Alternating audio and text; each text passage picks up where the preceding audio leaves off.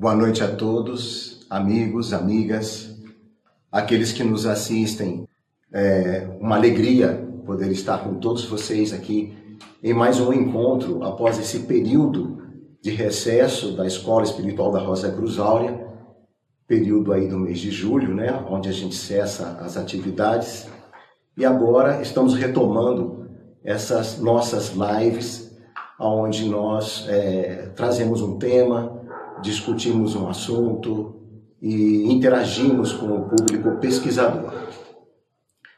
E nessa oportunidade vamos fazer como normalmente nós temos feito, ou seja, é uma palestra de aproximadamente uns 15, 20 minutos, onde a gente expõe um tema, nós trazemos uma temática e depois abrimos para perguntas. Provavelmente vamos ficar aí algo em torno dos 40, no máximo 45 minutos do nosso encontro. Amigos, trouxemos nessa oportunidade um tema que é a virtude está no meio. E para dissertar um pouco a respeito dessa ideia, desse meio, desse caminho do meio que é tão abordado em diversas filosofias, diversos movimentos, nós vamos fazer uma abordagem sobre uma movimentação que no mundo é conhecida como a movimentação dos opostos.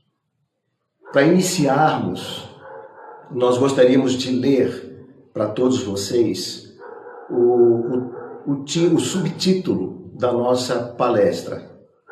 E o subtítulo, ele diz o seguinte: a vida sempre se baseia no confronto entre as duas poderosas energias e flui na linha média que conecta ambas. Quando elas atingem o equilíbrio relativo, o próximo passo da vida renovada pode então nascer. E com esse subtítulo, a gente está exatamente dizendo que o mundo dos opostos precisa se tornar para o buscador da verdade, para o pesquisador, em efetivamente um ponto de equilíbrio.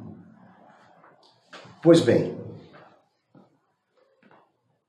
para entendermos um pouco sobre esse assunto, nós precisamos entrar num aspecto bem macro dessa questão, no princípio do processo da criação.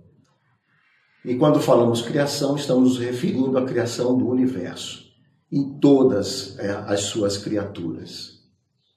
Tudo começa na criação, que a partir do absoluto de Deus surge uma ideia, uma ideação. E nesse momento, essa ideia se projeta numa substância especial, que é a máter do universo, a mãe. E a partir desse momento, surge nessa máter um processo na matéria, uma movimentação na matéria. E essa movimentação, ela tem dois níveis de matéria que começam a se movimentar. A matéria mais densa, aonde nós podemos detectar todo o conjunto dos átomos, a formação do carbono, enfim, tudo aquilo que é mais denso. E num nível um pouco acima, correspondendo também a esse processo da ideia, o nível da alma, da consciência. Consciência essa que vai trabalhar em conjunto com essa matéria. E esse propósito no sentido de que os dois, a consciência, a matéria e o espírito, ao longo de um caminho que, segundo a nossa concepção de tempo, é um caminho relativamente longo, os dois vão se tornando cada vez mais próximos um do outro. Então, consciência, alma, matéria, e do outro lado a ideia. tá? O Logos, tá? Onde se espelha verdadeiramente a imagem do Criador. Então os dois vão se movimentando, um em direção ao outro. Durante esse processo que a matéria está submetida e que ela se esforça para alcançar o princípio, a ideação, há um mecanismo, há um trabalho em que, por certas leis, a matéria é submetida.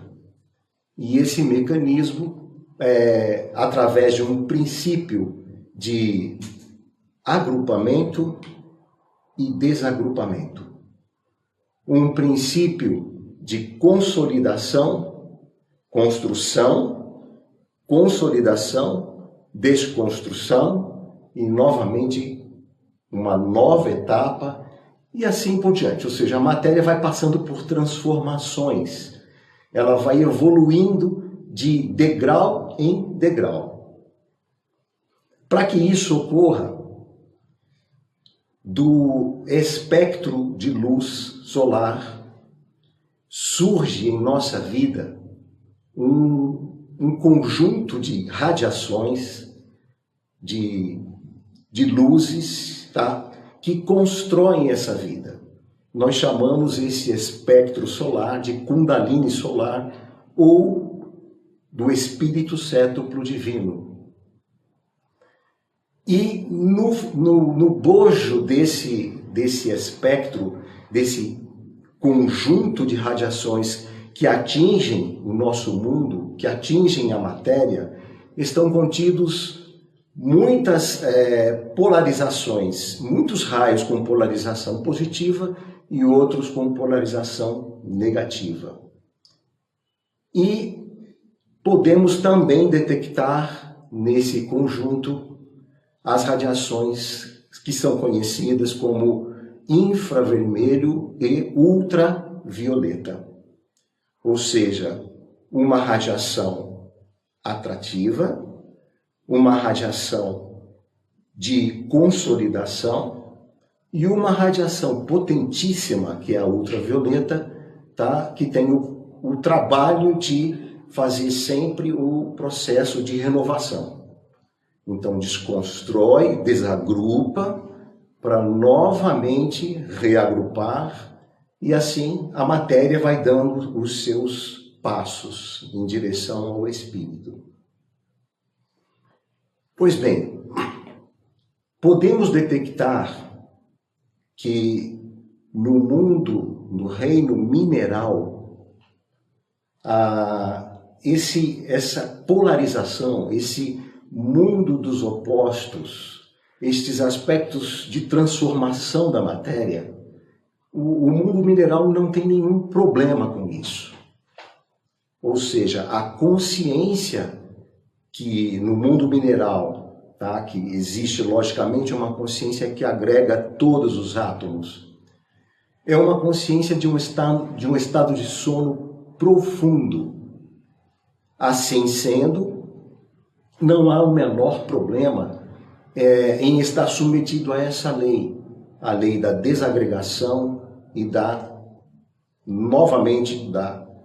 do reagrupamento novamente. Pois bem, numa etapa seguinte, na etapa que é conhecida como reino vegetal, aonde a consciência equivale a um estado de sono sem sonhos. Nesse estado, também não há nenhum problema para essa consciência e para essa matéria, para estes corpos, com relação ao mundo dos opostos, à polarização negativa e positiva. O reino vegetal não tem nenhum problema com estas transformações da matéria. Num nível um pouco acima, portanto, no nível do reino animal, aonde o estado de consciência equivale a um estado de consciência de sonhos, um sono com sonhos, Também não há nenhum problema em relação à movimentação dos opostos. Os animais se adaptam muito bem, não tem nenhuma questão em relação ao mundo dos opostos. Tanto é assim que quando, por exemplo, a gente vê no mundo animal a morte chegando para uma entidade, ele simplesmente vai para um cantinho, tá? E ali ele se entrega para um processo de renovação. Então é muito bacana a gente ver que não há uma luta com esse processo. Claro que existe a luta da sobreexistência, mas não é isso que nós estamos nos referindo. Estamos referindo às leis, tá, de agrupamento e desagrupamento da matéria, que vão elevar a consciência, devem elevar a consciência a um novo patamar.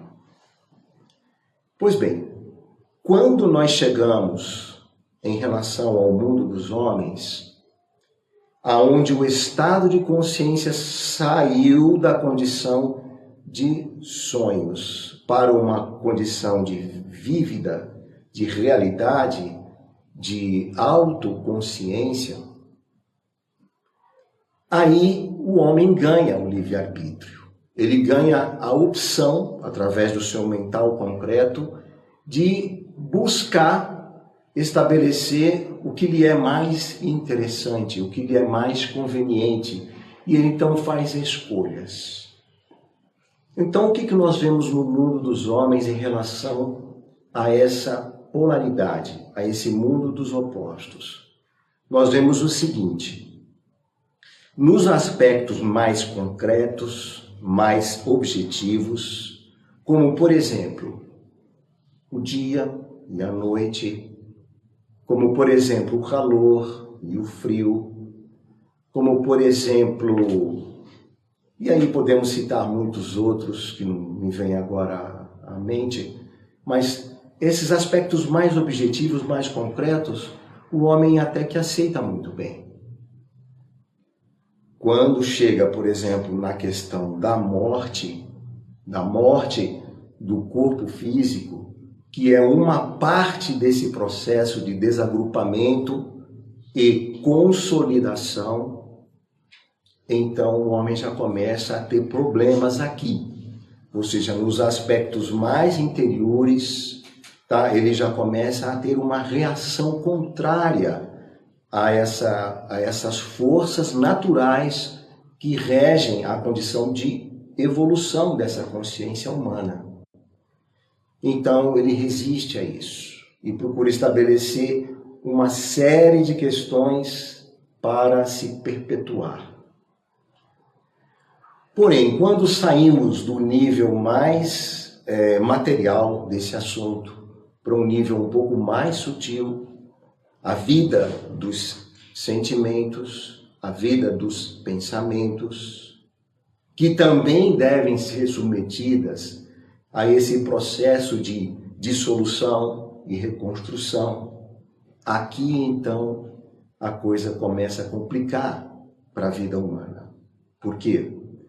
Porque o homem, ele simplesmente, por livre escolha, tá? Ele resiste. Por exemplo, tudo que é, de certa forma, um conceito adquirido, tá? Um conceito formulado, uma ideia. Essa ideia, dificilmente o homem abre mão dela. Então nós vemos aqui uma resistência do homem, um conservadorismo do homem em relação a isso. E os processos inerentes à renovação no mundo das ideias começam a ter bastante dificuldade de se desenvolverem no homem. A mesma coisa acontece, por exemplo, em relação aos seus pensamentos. Então, na vida de pensamentos, o homem ainda resiste mais ainda a esse processo. Ou seja, a minha ideia, o meu ponto de vista, a minha concepção das coisas, tudo isso virou um arcabouço, uma grande quantidade de imagens, pensamentos que vão se depositando no interior do homem, como se fosse, vamos dizer assim, uma sacola cheia de imagens, pensamentos que estão ali no subconsciente, no inconsciente humano. Todas elas carregadas com uma das polarizações, ou o aspecto de mantenedor, conservadorismo, ou um outro aspecto, um aspecto de renovação.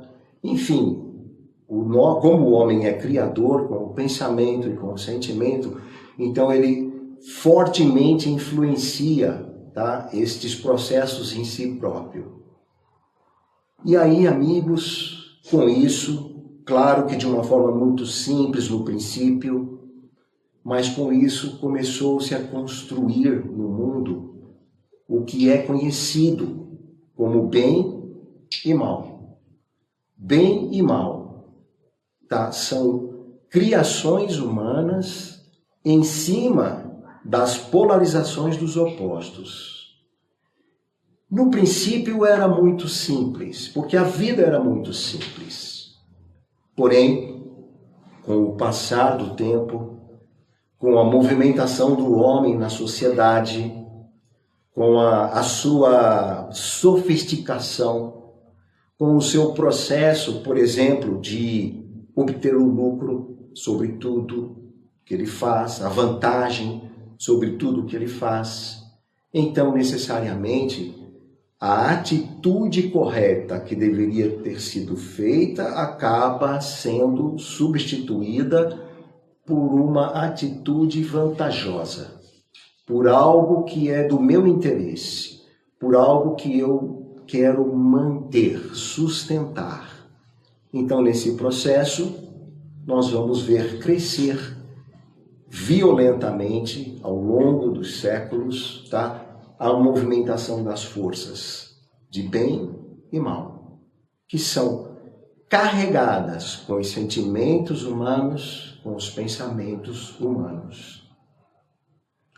Assim, amigos, constrói-se uma luta tremenda entre a sociedade, porque não é possível que todos, dentro desse aspecto da sociedade atual, possam conservar este estado de desequilíbrio entre essas duas atividades. Então, amigos, chegamos a um ponto em que a própria polarização, a movimentação das experiências, o karma formado, leva a humanidade, aos pouquinhos, mas leva os homens a buscarem uma saída, a procurarem um jeito de resolver essa grande questão, esse grande desequilíbrio da humanidade. E aí começa-se então o caminho da busca, o caminho da pesquisa, o caminho de se descobrir verdadeiramente o que há de errado na manifestação do ser humano, porque nós somos diferentes dos demais reinos, tá? Nós temos uma relação com o mundo dos opostos que não flui bem. Nós temos uma relação com os demais que é um pouco truncada também.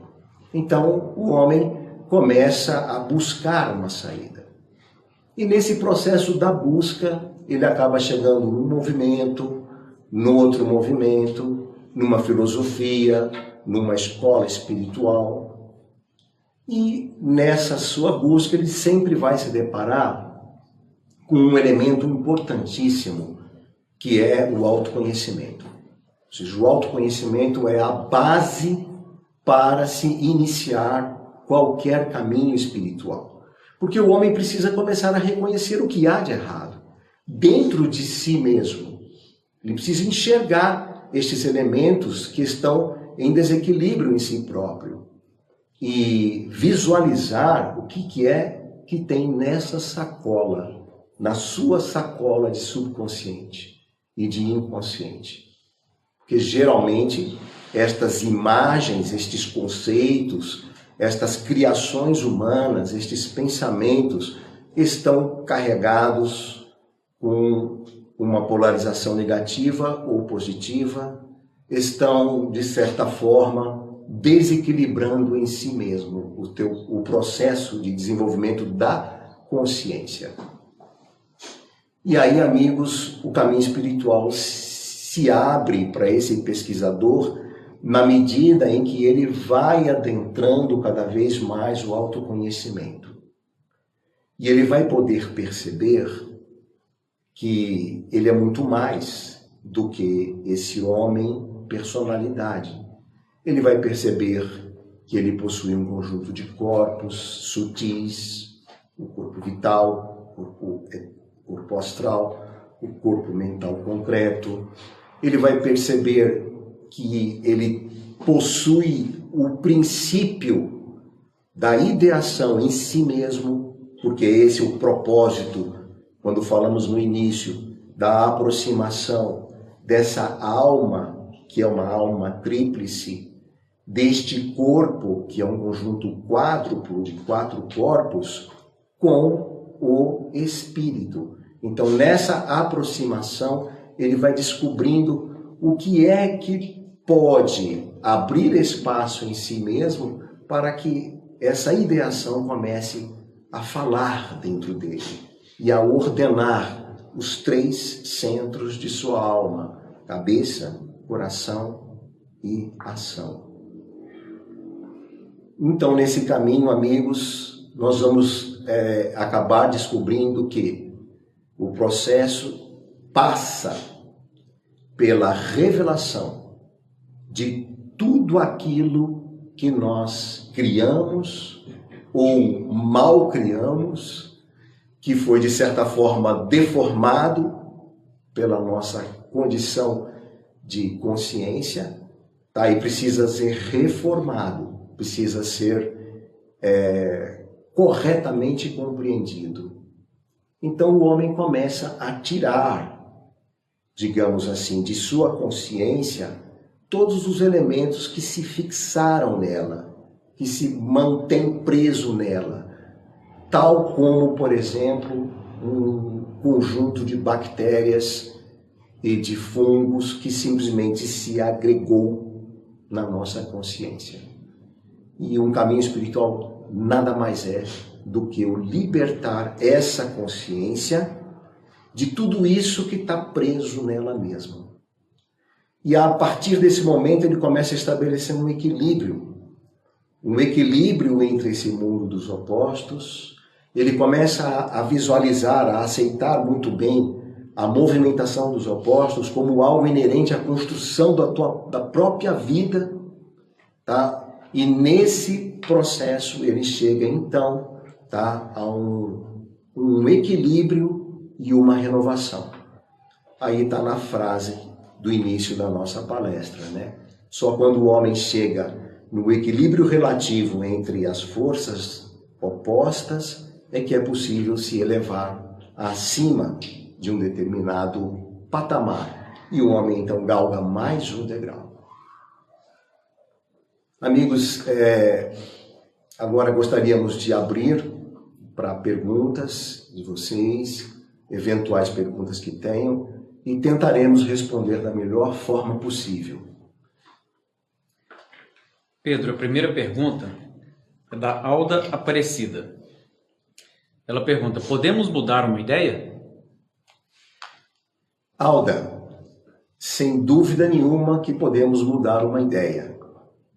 Porque se a ideia ela passou através do nosso corpo mental, com certeza também passou pelo nosso corpo emocional, ganhou com isso uma força, uma densidade, e foi depositada em volta de nós, no nosso subconsciente, essa ideia, essa imagem que de certa forma é viva, tem um poderio e pode continuar sendo alimentada por nós, porque nós temos os nossos órgãos criadores. Quando nós tomamos consciência, tá? Quando a nossa consciência eleva-se a um patamar, conseguimos enxergar esta mesma ideia sobre um outro ângulo. E aí é como se nós pegássemos o formato dessa ideia, que é algo invisível para os nossos olhos, mas ela tem uma geometria, tá? É como se pegássemos essa ideia e reformulássemos essa geometria. E ela poderia, então, com certeza, ser, digamos assim, renovada para nós, tá? Um outro ponto de vista. Espero ter respondido, amiga. Pedro, a próxima pergunta é da Ângela Vilar. A consciência nasce pelo contraste? Ângela, a consciência, ela nasce pela ideação, pelo processo da ideação divina. Quando nós fizemos aqui no início aquela imagem, tentamos estabelecer com as mãos, né? Porque vocês precisam usar a imaginação para poder visualizar isso. Um movimento da ideação divina de um lado, projetando-se na mater, na matéria-prima primordial do universo. E ao mesmo tempo que esse movimento se projeta ali, surge na matéria, correspondendo a essa ideia, um movimento de agregação, de formação, um movimento onde os átomos são polarizados e começam a se agregar em torno daquela ideia. Então ali começa a nascer uma consciência.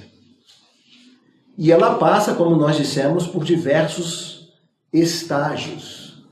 De um estágio de um sono profundo, para um sono sem sonhos, para um sono com sonhos, até chegar ao estado da autoconsciência. É assim que surge uma consciência.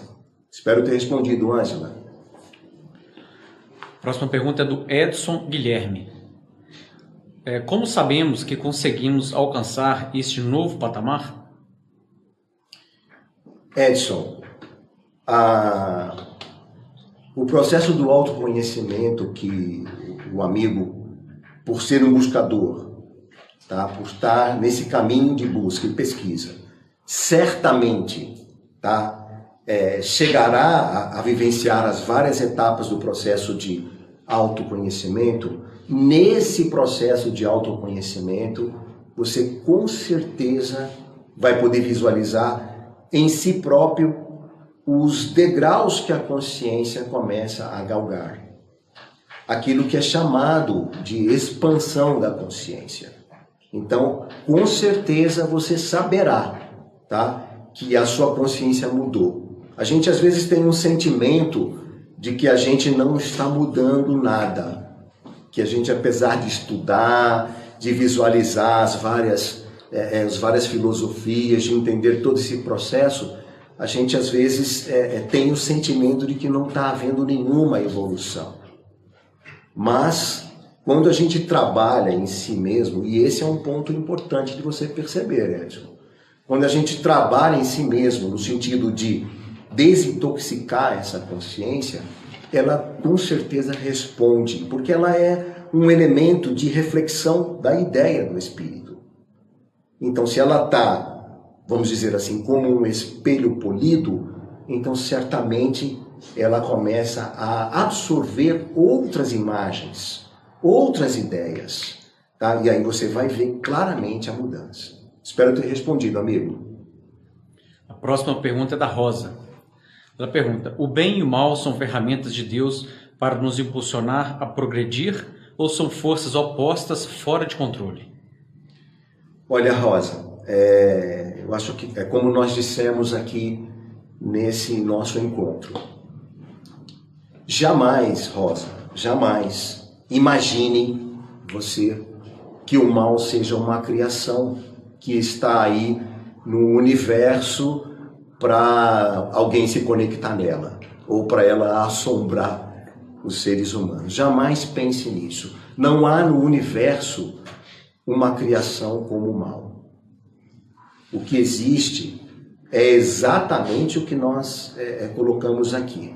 É que, diante das polarizações, diante do mundo dos opostos na qual nós estamos submetidos, Polarização essa que tem um propósito, o propósito de fazer a matéria dar um passo além, a matéria dar a alma e o corpo, o conjunto corpóreo, darem um passo além no seu processo de desenvolvimento em direção à unificação com o espírito.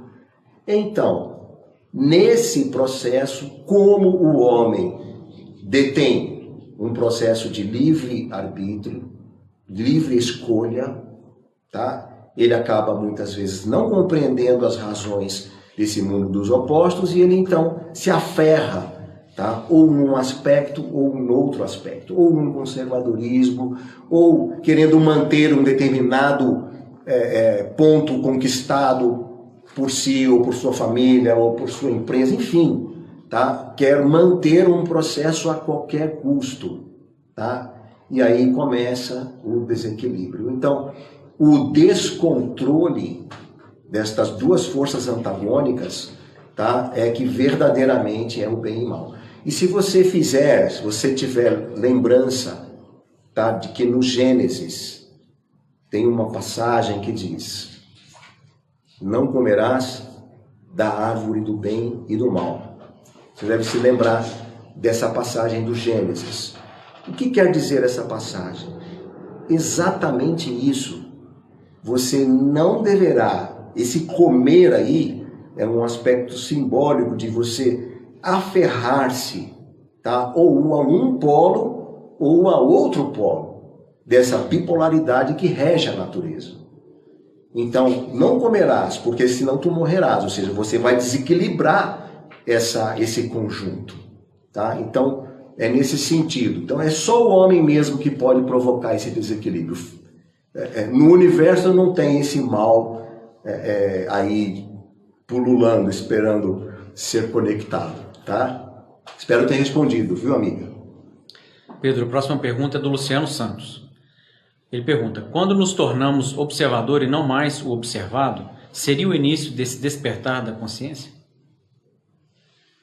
Olha, Luciano, o tornar-se o observador é um estado, tá, de consciência em que você já recebe um discernimento que começa a observar-se a si mesmo em primeiro lugar. Então, com certeza, o estado de observar-se a si mesmo, de verificar toda essa movimentação dos opostos em si mesmo, é certamente um degrau já de uma consciência mais elevada. Porque num patamar comum, o ser humano pouco percebe de si próprio, tá? Ele é verdadeiramente aquele que é vivido pelas criações, pelos pensamentos, ele só reage a isso. Mas o observador, ou seja, a consciência capaz de observar a si mesma, é um degrau, com certeza, de um degrau elevado da consciência. Espero ter respondido, amigo. Bom, a próxima pergunta, Pedro, é da Lilian Lovice. Ela pergunta: você falou dos reinos, mineral e vegetal no começo. Gostaria de saber se esses reinos têm evolução e se um ser humano pode renascer como animal ou vegetal. Olha, Lilian, com certeza, tudo que é criado no universo tem um propósito, tem um desenvolvimento.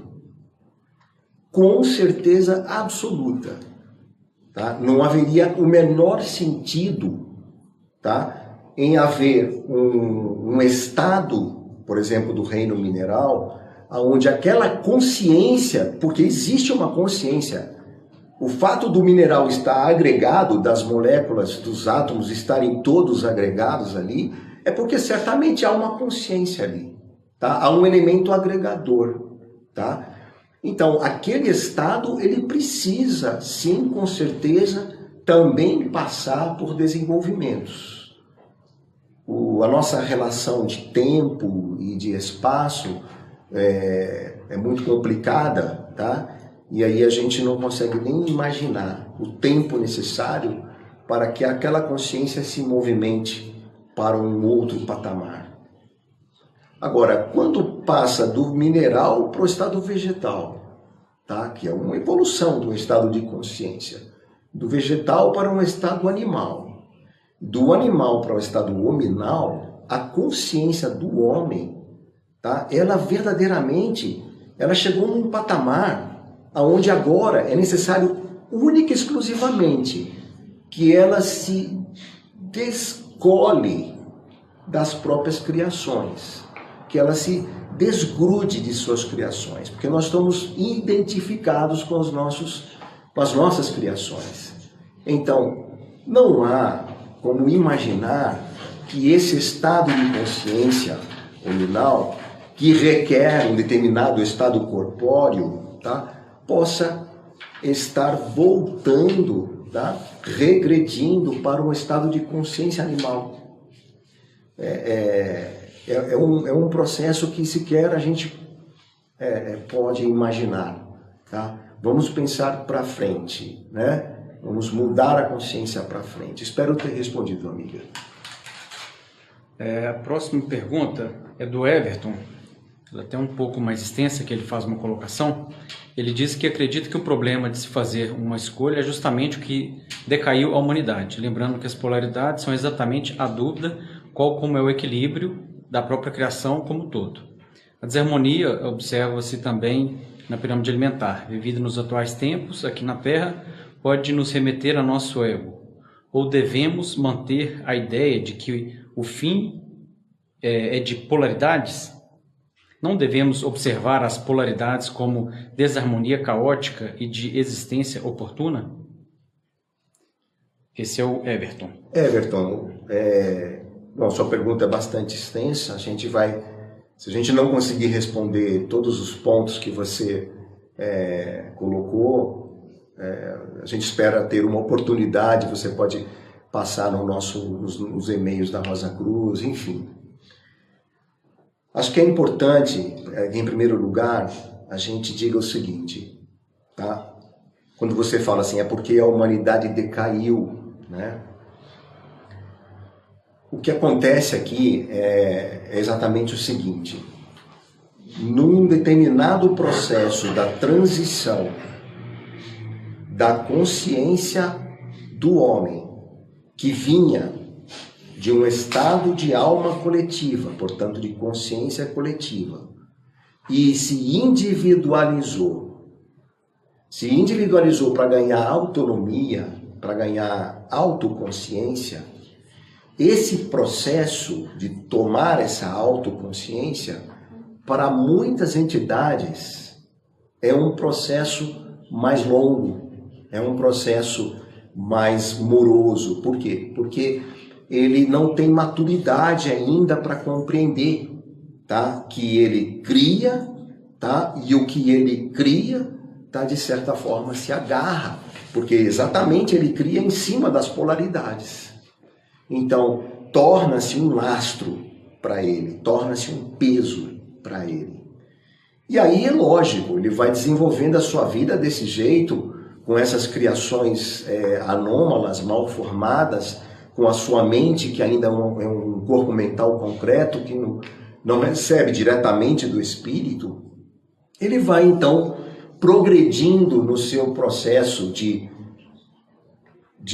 construção na matéria, consolidação e desconstrução, agrupamento e desagrupamento, numa roda sem fim, que é a nossa conhecida roda da vida e da morte. Então, ele fica girando nesse processo, acumulando experiências, mexendo na polaridade, tá? Com o seu pensar, com o seu sentir, com o seu agir. Ele cria em cima das movimentações dos opostos. E aí todo desencadeia, como nós estamos percebendo no mundo, todo um conjunto de desequilíbrios, né? Mas ao homem é dada a possibilidade de maturar em cima disso, de amadurecer em cima disso.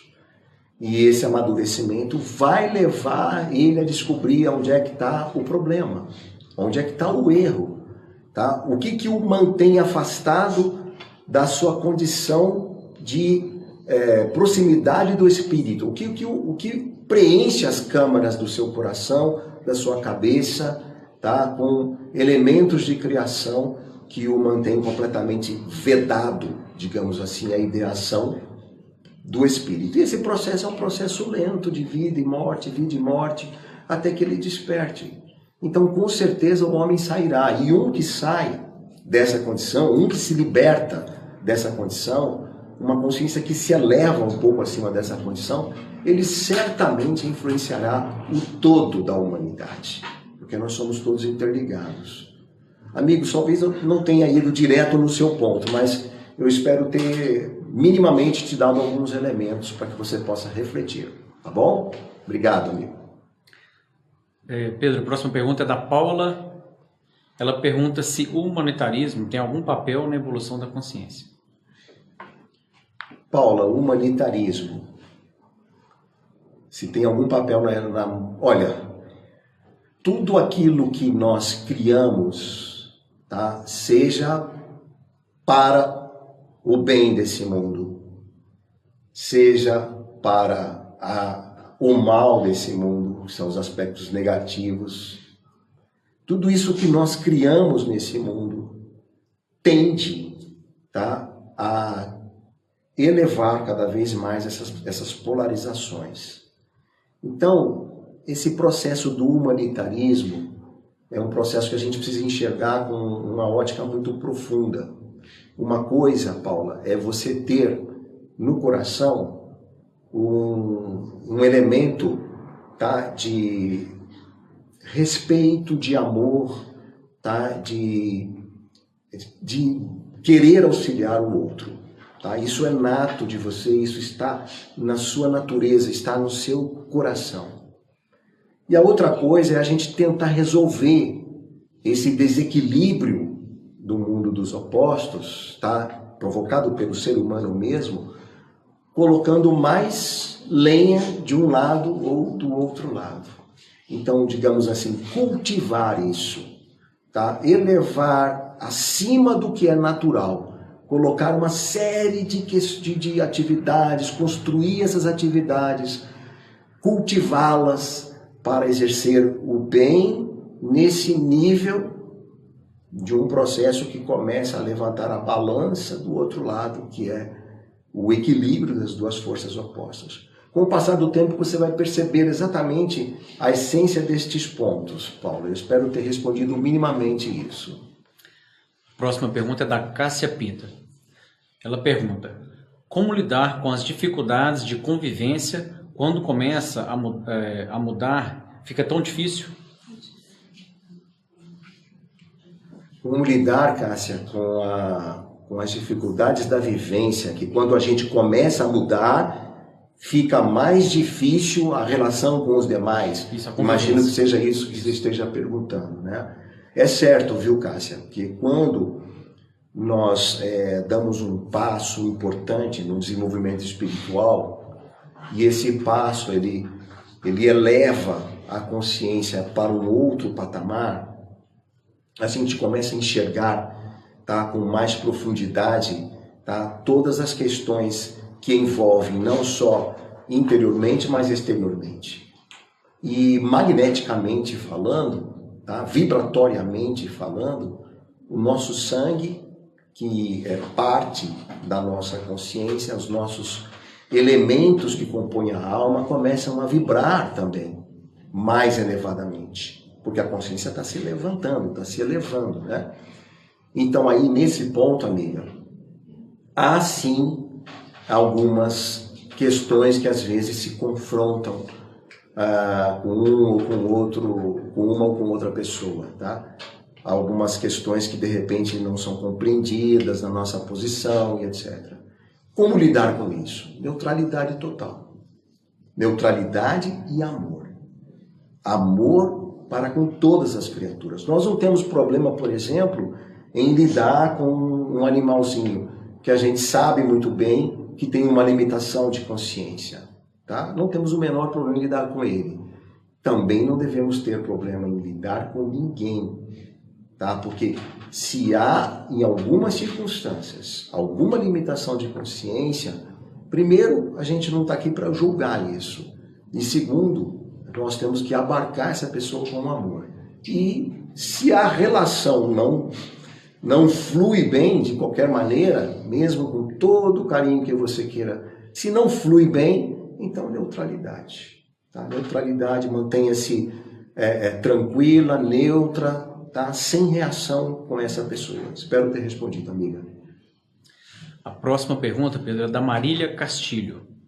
Ela pergunta: gostaria de saber como se comporta uma pessoa desperta, como ela age, quais são os sintomas, para identificarmos uma pessoa desperta.